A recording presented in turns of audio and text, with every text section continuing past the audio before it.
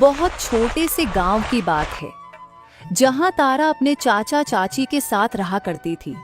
तारा के माँ बाप गुजर चुके थे। चाचा चाची का एक बेटा था कुणाल। चाचा मटके बनाते थे और उन मटकों को बाजार बेचते थे। इसी के भरोसे उनका घर चलता था। एक दिन चाचा की तबीयत थोड़ी खराब होती है। तभी चाची बोलती है, हे भगवान, अब आपकी तो ऐसी हालत नहीं कि आप बाजार मटके बेचने जाओ। आपकी तबीयत तो बहुत खराब लग रही है। अब कैसे होगा? बिना मटके बेचे पैसे कैसे आएंगे? सप्ताह हमें एक बार तो हमारे यहाँ बाजार लगता है। यही तो कमाई का मौका है। अगर आज का दिन निकल गया तो बहुत बड़ा नुकसान हो जाएगा। तभी तारा बोलती है, चाची, आप क्यों चिंता करती हो? मैं हूं ना, चाचा की जगह मैं चली जाती हूँ। तू बाजार जाएगी और मटके बेचेगी? मजाक कर रही हो? और मैं क्या तुझे बेवकूफ दिखाई दे रही हूँ जो इतने सारे मटके तुझे दे दूं और अपना नुकसान करा लूं? खुद तो सही सलामत घर नहीं आओगी और ना ही मेरे मटके आएंगे। कोई लेकर चला जाएगा और तुझे पता भी नहीं चलेगा। फिर मैं तुझे और मेरे मटकों को कहाँ ढूंढूंगी? अरे चाची, मैं अकेले जाने की बात थोड़ी ना कर रही हूँ। मुझे पता है मैं अकेले नहीं जा सकती। कुणाल है ना, मैं कुणाल को साथ लेकर जाती हूँ। और चाची, मुझे अच्छे से मोल भाव करना आता है। मैं आपका नुकसान नहीं होने दूंगी। और अगर कुणाल साथ रहेगा तो मटकों की भी चिंता करने की कोई ज़रूरत नहीं। वह मुझे भी सही सलामत घर लेकर आ जाएगा। मैं वादा करती हूँ चाची, मैं सारे मटके बेच आऊँगी। फिर ठीक है, ये सही है। वैसे भी कुणाल घर में ही पड़ा है। ठीक है, तू कुणाल को लेकर जा। फिर तारा और कुणाल मटके बेचने जाते हैं। तो कुणाल तारा से कहता है, दीदी, आप एक काम करो, आप भी इस ठेले पर बैठ जाओ, क्योंकि मैं इन मटकों को संभालूंगा या आपको रास्ता बताता चलूंगा। ऐसे तो आप न जाने कितनी बार रास्ते में गिर जाएंगी। इससे अच्छा आप भी मटकों के पास बैठ जाइए। ये तो क्या कह रहा है कुणाल? तुझे दिक्कत नहीं होगी? कोई दिक्कत नहीं होगी। एक तो आप भी मटकों के पास बैठ जाइए, नहीं तो आप घर पर ही रहिए। मैं ही मटकों को बेच आता हूँ। अरे नहीं नहीं कुणाल, चाचा जी ने इतनी मेहनत से मटके बनाए हैं। तू जाएगा तो तुझे कोई ठग लेगा और तू कम दाम में बेच कर आ जाएगा। मैं चाचा जी का नुकसान नहीं होने दे सकती। मुझे बहुत अच्छे से बोल भाव करना आता है। देख लेना मैं ये सारे मटके कैसे बेचती हूँ। बस तू मेरे साथ रहना। अगर तू चाहता है कि मैं भी इस ठेले पर बैठ जाऊं तो ठीक है, मैं इस पर बैठकर चलती हूँ, लेकिन मेरा साथ आना बहुत ज़रूरी है। फिर तारा मटकों के साथ ठेले पर बैठ जाती है और कुणाल ठेला चलाते हुए बाजार जाता है। रास्ते में कुणाल का पाँव एक पत्थर से टकरा जाता है और ठेला उसके हाथों से छूट जाता है और ठेला तेजी से आगे बढ़ता है। तारा बहुत घबरा जाती है और चिल्लाती है, कुणाल, बचाओ बचाओ, कुणाल, इसे रोको, कुणाल। दीदी, दीदी, अरे कोई तो रोको, कोई तो मदद करो, दीदी। तभी वहां पर सूरज गुजर रहा होता है। सूरज जब यह सब देखता है तो दौड़ते हुए ठेले को रोकने के लिए जाता है। आगे खाई होते हैं। जैसे ही तारा उसे खाई में गिरने वाली होती है, सूरज दौड़कर उसे बचा लेता है और ठेला और मटके खाई में गिर जाते हैं। सूरज किसी तरह हाथ पकड़कर तारा को बाहर निकलता है और वह, तुम बेवकूफ हो क्या? इतनी बड़ी होकर बच्ची जैसे उस ठेले पर जाकर बैठी थी। और अंधी हो? तुम्हें दिखाई नहीं देता? सामने इतनी बड़ी खाई है और फिर भी तुम उस ठेले पर बैठी थी। बाबू, इसमें दीदी की कोई गलती नहीं है। मेरी दीदी सच में आंधी है, उसे दिखाई नहीं देता। इसी वजह से मैं उसे ठेले पर बिठाकर बाजार ले जा रहा था। हम दोनों बाजार मटके बेचने जा रहे थे। गलती मेरी है। मेरा पाँव पत्थर से टकरा गया, मुझे ठोकर लग गई और मुझसे यह ठेला छूट गया। इसमें इस बेचारी की कोई गलती नहीं है, ये देख नहीं सकती। क्या? ये तुम क्या कह रहे हो? ये देख ही सकती, लेकिन इसकी आंखें तो। हाँ बाबू, देखने में मेरी दीदी की दोनों आंखें ठीक लगती हैं, लेकिन बचपन से ही ये देख नहीं सकती। इसे कोई देखकर कह नहीं सकता कि ये अंधी है। लेकिन यह सच है बाबू। यह बात सुनकर सूरज को बहुत बुरा लगता है। वह माफी मांगते हुए कहता है, मुझे माफ कर दीजिए। मुझे नहीं पता था कि आप देख नहीं सकती। मैंने जाने अनजाने में आपको न जाने क्या क्या कह दिया। जी कोई बात नहीं, कुणाल चल यहाँ से, हमें अभी घर लौटना होगा। दोनों वहां से घर चले जाते हैं। घर जाकर कुणाल अपनी माँ को सारी बात बताता है तो वह गुस्से से कहती है, ये तुम दोनों ने क्या कर दिया? क्यों री तारा, क्या इसलिए तुझे साथ भेजा था? मेरी मति मारी गई थी जो मैंने तुम्हारी बात मानी। मेरा इतना बड़ा नुकसान कर दिया। पता भी है वह ठेला मुफ्त में नहीं मिला था, तुम्हारे चाचा उसे बाजार से खरीद कर लाए थे। और तो और इतने सारे मटके भी टूट गए। कमबख्त कहीं की, यह सब तेरी वजह से हुआ है। मनहूस कहीं की, अपने माँ बाप को तो खा गई और यहाँ हमारे सर पर आकर बैठ गई। कोई काम तो तुझसे होता नहीं, सारा कुछ मुझे ही करना पड़ता है। बस घर बैठे बैठे मुफ्त में रोटियां तोड़ती हैं और ऊपर से मेरा इतना बड़ा नुकसान कर रही है। तू तो कहकर गई थी कि सारे मटके बेच कर आऊंगी। अब बता, इन सब नुकसान की भरपाई कौन करेगा? एक तो पहले से ही घर में पैसों की तंगी है, ऊपर से तुम्हारे चाचा भी बीमार पड़े हैं और ऊपर से इतना बड़ा नुकसान। माँ, दीदी को क्यों डांट रही हो? इसमें दीदी की कोई गलती नहीं है। वह तो मेरा ही पैर फिसल गया था और वह ठेला मुझसे छूट गया। तू चुप कर, बढ़ा आया दीदी की तरफदारी करने वाला। इसमें इसकी ही गलती है। और इसे क्या पड़ी थी? इसके पैरों में कोई कांटे छुप जाते जो चलकर बाजार चली जाती तो? ये तुम्हारे ठेले पर बैठी ही क्यों? इसे शर्म नहीं आई? हमने क्या इस आंधी को जिंदगी पर संभालने का ठेका ले रखा है?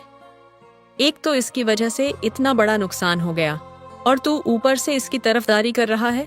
ऊपर से वह शहरी बाबू जिसने इसे बचाया, उसे भी क्या पड़ी थी?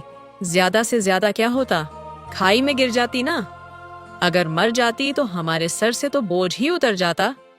इसको बचाने से अच्छा हमारा ठेला और मटके बचा लेता तो अच्छा होता। हमारा इतना बड़ा नुकसान होने से बच जाता। तारा को यह सारी बातें सुन बहुत बुरा लगता है और यह सारी बातें बाहर से सूरज सुन रहा होता है।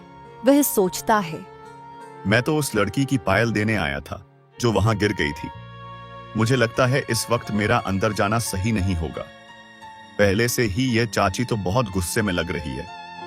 इसमें तारा की कोई गलती नहीं, शायद कहीं ना कहीं मेरी भी गलती है।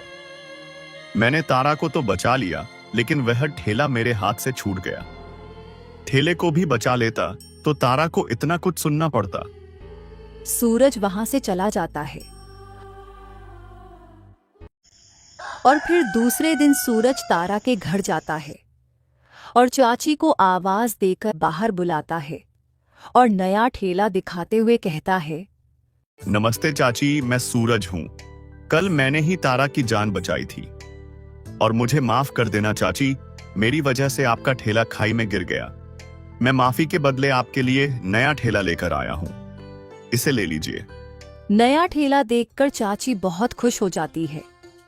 उसकी आंखों में चमक आ जाती है और वह अच्छेपन का ढोंग करते हुए सूरज से कहती है, अरे बेटा, इसकी क्या जरूरत थी? जो हो गया सो हो गया। हमारी तारा की जान बच गई, यही हमारे लिए बहुत है। ठेले का क्या है, आज ना कल हम नया खरीद ही लेते। वैसे बेटा, तुम बाहर क्यों खड़े हो? अंदर आओ ना। सूरज को चाची घर में लेकर आती है और उससे कहती है, बैठो बेटा, आराम से बैठो, अपना ही घर समझो। वैसे बेटा, तुमने हमारे ऊपर बहुत बड़ा एहसान किया है। तुमने हमारे बच्ची की जान जो बचाई है, अगर तुम वहां ना होते तो पता नहीं क्या अनर्थ हो जाता। तुम्हें नया ठेला लाने की कोई जरूरत नहीं थी, लेकिन अब लेकर आए हो तो मैं इसे रख लेती हूँ। तुम्हारा बहुत बहुत धन्यवाद बेटा। अरे चाची, धन्यवाद की कोई बात नहीं है, गलती मेरी ही थी। मैं आपके ठेले को नहीं बचा सका, इसलिए मैं नया ठेला लेकर आया हूँ। आप धन्यवाद मत कीजिए, मैंने मेरे गलती का भुगतान किया है। वैसे बेटा, तुम्हें इस गांव में कभी देखा नहीं। कहाँ के रहने वाले हो और गांव में किसके यहाँ आए हो? जी चाची, मैं गांव का नहीं हूँ, दरअसल मैं शहर से आया हूँ। मेरे मामा मामी इसी गांव में रहते हैं और मैं शहर में नौकरी करता हूं और हमारे व्यापार भी है, पिताजी संभालते हैं। कुछ दिनों की छुट्टी मिली थी तो सोचा मामा मामी के यहाँ कुछ दिन रहकर आओ। मेरे मामा मामी मुझे बहुत दिन से अपने यहाँ रहने के लिए बुला रहे थे। अच्छा, ये बात है। ये तो बहुत अच्छी बात है बेटा कि तुम शहर में नौकरी करते हो। वैसे बेटा, मेरा कुणाल भी थोड़ा बहुत पढ़ा लिखा है। अगर उसके लायक शहर में कोई नौकरी हो तो जरूर बताना। वैसे भी अब तुम पराए थोड़ी हो। तुमने तो हमारी इतनी मदद की है। तुम तो हमारे लिए हमारे घर के सदस्य जैसे ही हो। जी चाची, आपने सही कहा। अच्छा चाची, मैं चलता हूँ। अरे बेटा, कुछ खाकर जाते। नहीं चाची, फिर कभी। अभी मुझे थोड़ा काम है, मैं चलता हूँ। अच्छा ठीक है बेटा, लेकिन आते रहना, अपना ही घर समझना। जी चाची, जरूर। मैं चलता हूँ। नमस्ते। ये सारी बातें तारा रसोई घर में से सुन रही होती है और फिर सूरज वहां से चला जाता है। तारा सूरज के बारे में सोचने लगती है। शहर के बाबू कितने अच्छे हैं। उन्होंने उस दिन मेरी जान बचाई और मैंने उस दिन उनसे धन्यवाद भी नहीं कहा। और तो और बेचारे आज नया ठेला लेकर आए थे, जबकि उनकी तो कोई गलती नहीं थी। वह तो मेरी जान बचाने के लिए आए थे, फिर भी उन्होंने हमारे लिए इतना किया। मुझे लगता है मुझे उन्हें मिलकर एक बार धन्यवाद ज़रूर कहना चाहिए। और फिर तारा कुणाल को साथ लेकर सूरज से मिलने जाती है। अरे तारा जी, आप यहाँ? जी बाबू, मुझे माफ़ कर देना। अरे आप किस बात की माफी नहीं है? बाबू, उस दिन आपने मेरी जान बचाई और मैंने आपसे धन्यवाद तक नहीं कहा। और तो और आप कल घर पर नया ठेला लेकर आए थे। आपने हमारे लिए बहुत कुछ किया है बाबू। आपका बहुत बहुत धन्यवाद। और मुझे माफ़ कर दीजिए, मैंने उस दिन आपसे बात तक नहीं की। अरे नहीं नहीं तारा जी, मुझे किसी बात का कोई बुरा नहीं लगा है। आप ये बात अपने मन से निकाल दीजिए और धन्यवाद की कोई जरूरत नहीं है। मैंने तो इंसानियत के नाते आपकी मदद की थी, माफी तो मुझे ही आपसे मांगनी चाहिए। तारा जी, मेरी वजह से आपका ठेला जो खाई में गिर गया और ऊपर से मैंने उस दिन आपसे थोड़ी बदतमीजी से बात की। मुझे पता ही नहीं था कि आप देख नहीं सकती। नहीं नहीं बाबू, आप माफ़ी मत मांगिए। आपकी कोई गलती नहीं है। और आप मुझे तारा जी कहकर मत बुलाइए, आप मुझे तारा कहकर ही बुलाए। अच्छा, यह भी सही है। वैसे भी तारा जी कहना थोड़ा पराये जैसा लगता है, लेकिन तारा कहना अपनों जैसा लगता है। अच्छा बाबू, मैं चलती हूँ। चाची राह देख रही होंगी। उन्हें तो पता भी नहीं है कि मैं कुणाल के साथ यहाँ आई हूँ। हाँ ठीक है तारा, तुम जाओ और संभाल कर जाना। कुणाल, अपनी दीदी को संभाल कर ले जाना। फिर दोनों वहां से चले जाते हैं और फिर सूरज भी तारा के बारे में सोचने लगता है। कितनी प्यारी लड़की है तारा, बहुत भोली है, लेकिन उसकी किस्मत तो देखो, बेचारी देख नहीं सकती। इस वजह से उस दिन उसकी चाची ने उसे कितना कुछ सुनाया था। पता नहीं बेचारी हमेशा से ही ऐसे ताने सुना करती होंगी। उसे कितना बुरा लगता होगा। बेचारी के तो माँ बाप भी नहीं है। सूरज को तारा से हमदर्दी होने लगती है। कुछ दिन ऐसे ही बीत जाते हैं और वह हमदर्दी प्यार में बदल जाती है। सूरज तारा को पसंद करने लगता है और यहाँ तारा भी कहीं ना कहीं सूरज को पसंद करने लगती है। दोनों मिलने लगते हैं। एक दिन एक औरत चाची के पास आकर बोलती है, तेरा ध्यान कहाँ है कमला? जरा अपने घर की लड़की पर ध्यान रख, वरना कहीं मुंह दिखाने लायक नहीं रहेगी। क्या बात है शोभा, ऐसे क्यों बोल रही है? अरे तुझे कुछ पता भी है या नहीं? तेरे पीठ पीछे इतना कुछ हो रहा है। गांव में सारे लोग बातें बनाने लगे हैं।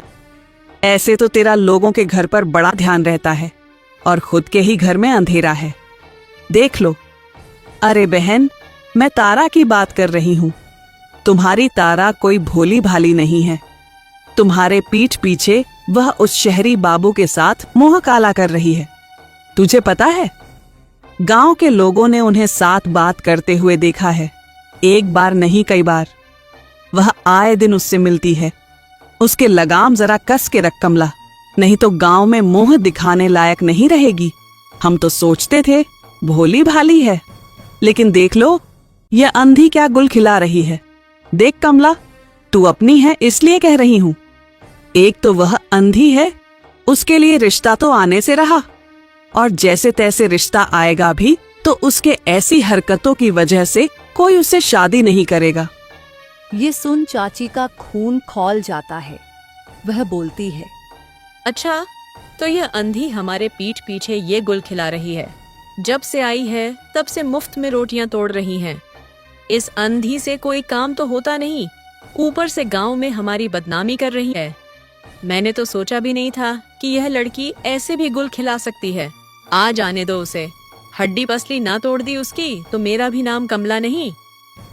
और चाची गुस्से में लाल होकर तारा का इंतजार कर रही होती है। तभी तारा घर आती है तो चाची उसे से कहती है, क्यों री करमजली, नासपीटी कही की, कहाँ से रंगरलियां मना के आ रही है? चाची, आप क्या कह रही हैं? मैं तो कुणाल के साथ थी। खबरदार, अगर मुझसे झूठ बोलने की कोशिश की तो नालायक लड़की, तेरी वजह से हम गांव में किसी को मुंह दिखाने के लायक नहीं रहे। मनहूस कहीं की, पता नहीं तेरी मनहूसियत की वजह से हमें और कितना कुछ झेलना पड़ेगा। सच सच बता, तू उस शहरी बाबू के साथ घूम रही थी ना? तभी कुणाल बोल पड़ता है, माँ, दीदी मेरे साथ थी।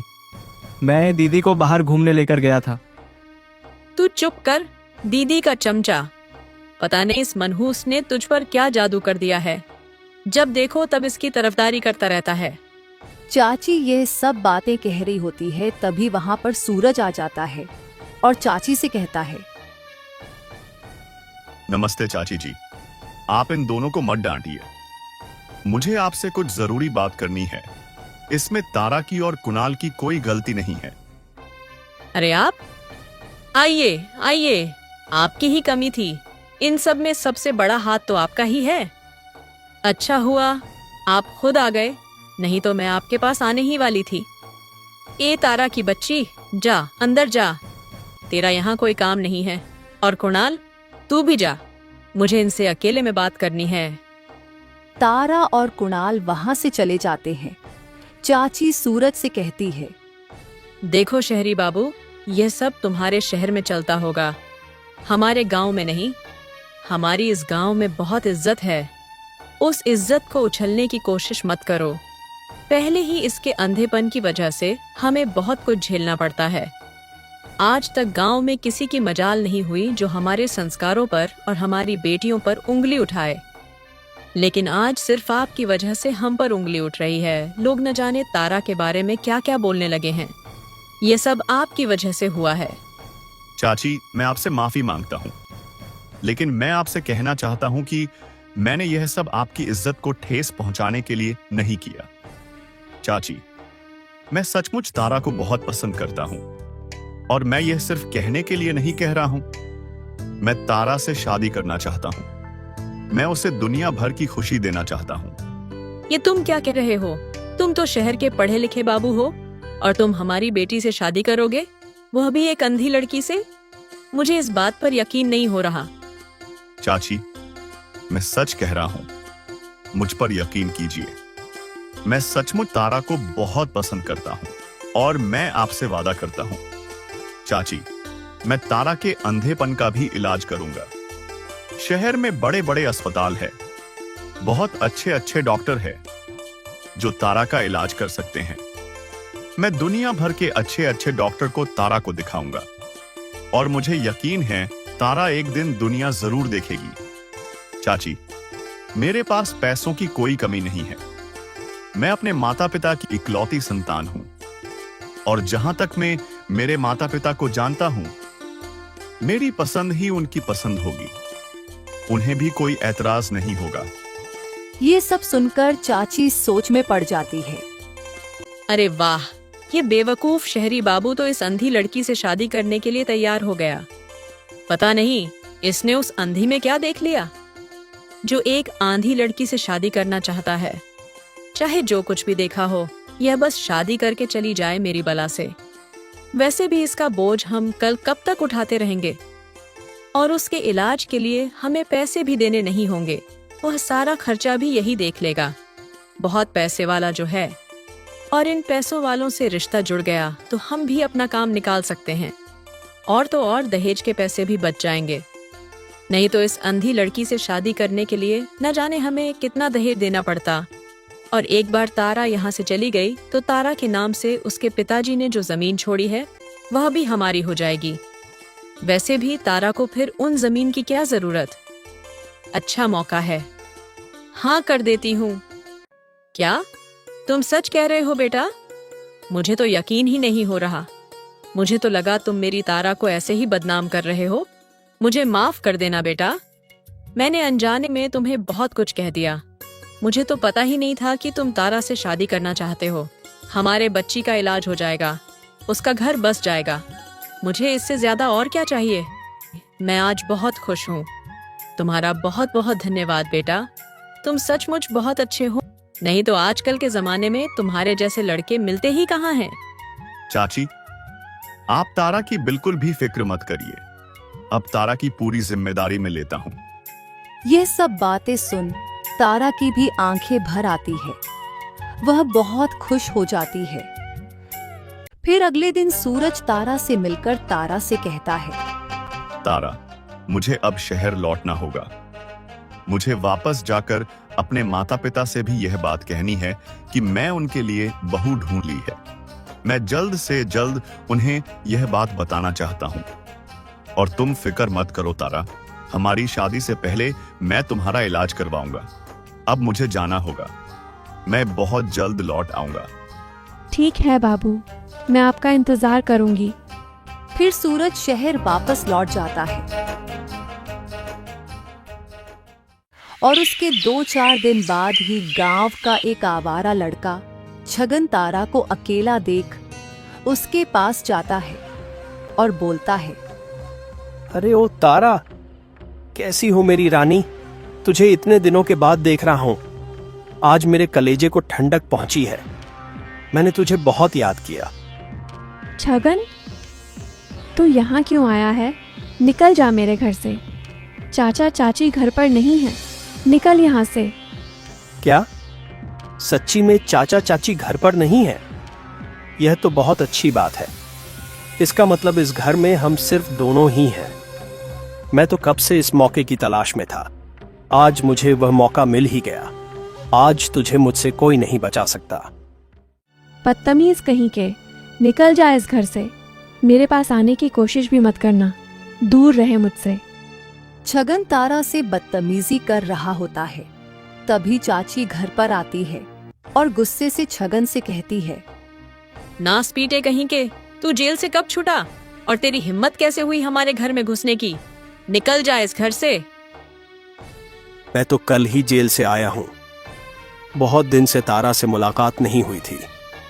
सोचा जाते जाते एक बार देख लूं और हालचाल पूछ लूं। आखिर ये मेरी होने वाली लुगाई जो है। ए नास पिटे, अपनी औकात में रहकर बात कर। तेरी इतनी औकात नहीं है कि तू हमारी तारा का हालचाल पूछे। और तेरी इतनी हिम्मत, तूने हमारे तारा को हाथ भी कैसे लगाया?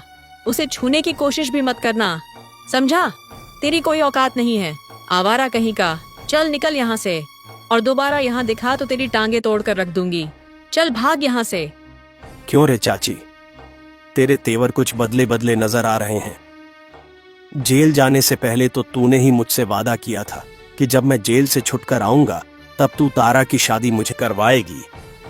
अब तुझे क्या हो गया? तेरे तेवर क्यों बदल गए? नास पिटा कहीं का, मेरी मति मारी गई थी जो मैंने तुझे ऐसा बोल दिया। मैंने सोचा था इससे और कोई शादी ही नहीं करेगा, इसलिए मैंने तुझे वादा किया। लेकिन अब तू वह वादा भूल जा। तारा की शादी तय कर दी है, और वह लड़का तू जैसा नहीं है जो आवारा गर्दी करता हो, शराब पीता हो और जिसका ठिकाना ही जेल हो। वह शहर का लड़का है पढ़ा लिखा है और अमीर घर का है, जिसने मेरी तारा का हाथ थामा है। तेरी तो उसके सामने कोई हैसियत ही नहीं है। बड़ा आया मेरी तारा से शादी करने वाला। चल निकल यहाँ से। सोच समझकर बोल चाची, बहुत बड़ी गलती कर रही है। कहीं ऐसा ना हो कि तुझे अपने बोलने पर पछताना पड़े। और हाँ चाची, कान खोल के तू भी सुन ले। मैं भी देखता हूं ये शादी कैसे होती है। तारा की शादी तो सिर्फ मुझसे ही होगी। मैं इसकी शादी किसी और से होने ही नहीं दूंगा। तेरी क्या औकात है रे, जो शादी को रोक के दिखाएगा? तू जानता है वह लोग कितने बड़े लोग हैं। तेरी उनके सामने कोई हैसियत नहीं है। अगर तूने बीच में आने की कोशिश की तो तुझे इस बार ऐस जेल में भेजेंगे कि तू वापस लौटने लायक नहीं रहेगा। मैं कहती हूँ निकल जा यहाँ से, और आइंदा अपनी यह गंदी शक्ल दिखाना मत। ऐसा कहकर चाची छगन को वहां से भगा देती है। छगन गुस्से से वहां से जाता है और घर जाकर सोचता है, इस शहरी बाबू का तो पता लगाना होगा। मैं तारा की शादी किसी और से हरगिज नहीं होने दे सकता। तारा की शादी तो सिर्फ मुझसे ही होगी। अगर किसी ने बीच में आने की कोशिश की तो मैं उसे जान से मार दूंगा। मैं भी देखता हूं ये शहरी बाबू मेरी तारा से कैसे शादी करता है। कुछ दिन ऐसे ही बीत जाते हैं। फिर एक दिन सूरज फिर से उसे गांव आता है। अरे आइए आइए दामाद जी, आप अकेले ही आए हैं? आपके माता पिता साथ नहीं आए? जी चाची, पिताजी की तबीयत कुछ ठीक नहीं थी, इसलिए नहीं आ पाए। माँ ने भी कह दिया कि वह पिताजी के साथ ही आएंगी। आप फिक्र मत कीजिए, उनको इस रिश्ते से कोई एतराज नहीं है। मैंने तारा के बारे में सब बता दिया है और उन्होंने मुझे भी यही कहा कि मेरी पसंद ही उनकी पसंद है। और जब मैं अपने पिताजी को तारा के अंधेपन के बारे में बताया तो उन्होंने मुझे फौरन तारा का इलाज करवाने के लिए कहा है। और मैं भी यही चाहता हूँ चाची कि मैं पहले तारा का इलाज करवा लूं। जब मेरी तारा देखने लगेगी तब मैं अपने माता पिता को यहाँ बुला लूंगा। वह भी अपनी आंखों से मुझे और मेरे माता पिता को देख लेगी। इससे अच्छी बात और क्या हो सकती है? चाची, मैंने डॉक्टर साहब से बात कर ली है। आप तारा को लेकर मेरे साथ अस्पताल चलिए।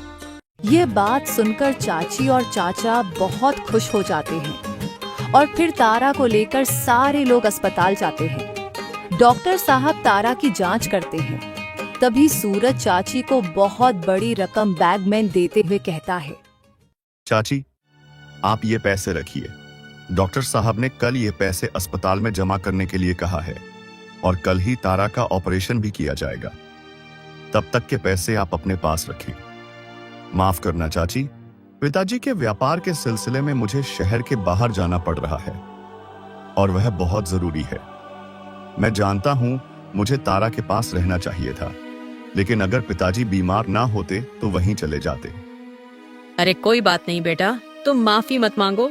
अब तुम्हारे पिताजी की तबीयत नहीं है तो तुम्हें तो उनका काम करना जरूरी है, नहीं तो व्यापार में नुकसान हो जाएगा बेटा। तारा का क्या है, हम है ना उसके पास। हम उसका पूरा ख्याल रखेंगे और तुम्हारा जैसे ही काम हो जाएगा तुम वापस आ जाना। हम हैं बेटा, तुम चिंता मत करो। ठीक है चाची, मैं चलता हूँ। ऐसा कहकर सूरज वहां से निकल जाता है। सूरज रास्ते से जब जा रहा होता है तभी छगन अपने आदमियों को लेकर वहां पहुंच जाता है और सूरज का रास्ता रोकते हुए उसे कहता है, क्यों रे लड़के, तेरी इतनी हिम्मत? तू मेरी तारा से शादी करेगा? तूने ये सोचा भी कैसे? आज मैं देखता हूं तू यहां से बचकर कैसे निकलता है।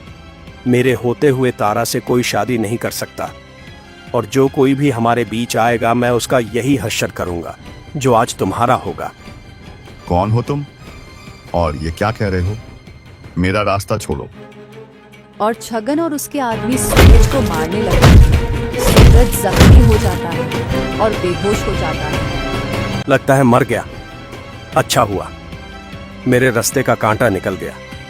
चलो यहां से, इससे पहले हमें कोई देख ले। अब ये तो उठने से रहा।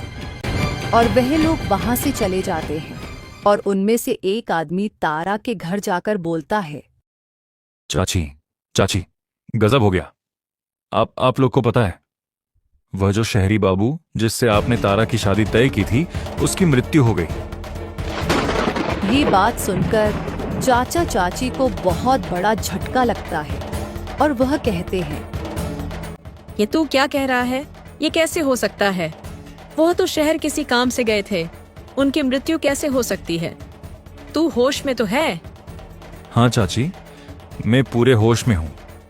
मुझे अभी अभी ये बात पता चली है। वह जब जा रहे थे तब किसी गाड़ी ने उन्हें ठोक दिया और उनकी जगह पर ही मौत हो गई। हे भगवान, यह क्या अनर्थ हो गया? आखिर भगवान ने ऐसा क्यों किया? कितना अच्छा लड़का था, उसने किसी का क्या बिगाड़ा था? हमारे घर में जो मनहूस लड़की है, ये सब उसकी मनहूसियत की वजह से हुआ है। बेचारे ने अंधी लड़की का हाथ जो थामा था, ये जहां भी जाएगी अपने मनहूसियत को साथ लेकर जाएगी। इसकी मनहूसियत ने उस लड़के की जान ले ली। कुणाल की माँ, तुम हमेशा तारा को ही क्यों दोष देती हो? इसमें तारा की क्या गलती है? और नहीं तो क्या, किसकी गलती है? और तुम तो चुप ही रहो, उस मनहूसियत की तरफदारी मत करो। मैंने सोचा था कि इस मनहूस लड़की से पीछा छूट जाएगा और तो और हमारा भी कुछ फायदा हो जाएगा, लेकिन सब धरा का धरा रह गया। अब क्या मुंह लेकर उसके माँ बाप के पास जाएंगे? अब जब उनका बेटा ही ना रहा तो किस बात का रिश्ता जोड़ेंगे? अब हमारा उनसे कोई लेन देन नहीं रहा। ये सारी बातें तारा सुन लेती है। उसे बहुत बड़ा सदमा लगता है। वो फूट फूट कर रोने लगती है। महीनों गुजर जाते हैं, फिर चाचा चाची से कहते हैं, सुनो कुणाल की माँ, काफी दिन गुजर चुके हैं। अब तारा सदमे से थोड़ी बाहर आ गई है। हम एक काम करते हैं, उसका इलाज करवा लेते हैं। वैसे भी सूरज बाबू ने तारा के इलाज के लिए जो पैसे दिए थे वह तो ऐसे ही पड़े हैं और वह उन्होंने तारा के लिए ही दिए थे। हमें उनकी आखिरी इच्छा पूरी करनी चाहिए। वह तारा का इलाज करवाना चाहते थे, उसे दुनिया दिखाना चाहते थे, लेकिन उनकी किस्मत कितनी फूटी निकली। तारा की आंखें तो लौट आएगी, लेकिन जिसने उसे इतना बड़ा जीवन दान दिया वह उसे कभी नहीं देख पाएगी। कोई जरूरत नहीं है तारा का इलाज करवाने की। वैसे भी तारा को इस बारे में कुछ नहीं पता कि उस सूरज ने हमें उसके इलाज के लिए पैसे दिए थे। हम उन पैसों से हमारे कुणाल को शहर में एक बहुत अच्छा व्यापार खोल कर देंगे। हमारा कुणाल शहर जाकर व्यापार करेगा। वैसे भी गांव में रखा ही क्या है, शहर जाकर व्यापार करने लगेगा तो उसके शादी में हमें दहेज भी बहुत अच्छा मिलेगा। वैसे भी अब कुणाल बड़ा होता जा रहा है, हमें उसकी शादी भी तो करनी है। ये तुम क्या कह रही हो कुणाल की माँ? वह पैसे तारा के इलाज के लिए हैं, कुणाल के व्यापार के लिए नहीं। यह गलत है। ऊपर वालों से डरो कुणाल की माँ। तुम्हें तारा के बारे में सोचना चाहिए, ना कि कुणाल के बारे में। तारा कुणाल से बड़ी है, पहले तुम्हें उसकी शादी के बारे में सोचना चाहिए।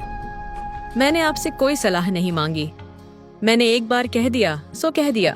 और वैसे भी इतने दिन से तो वह बिना आंखों के ही अपना जीवन काट रही है ना, आगे भी काट लेगी, उसे कोई दिक्कत नहीं है। उसे तो आदत सी हो गई है और आप उसकी चिंता मत कीजिए।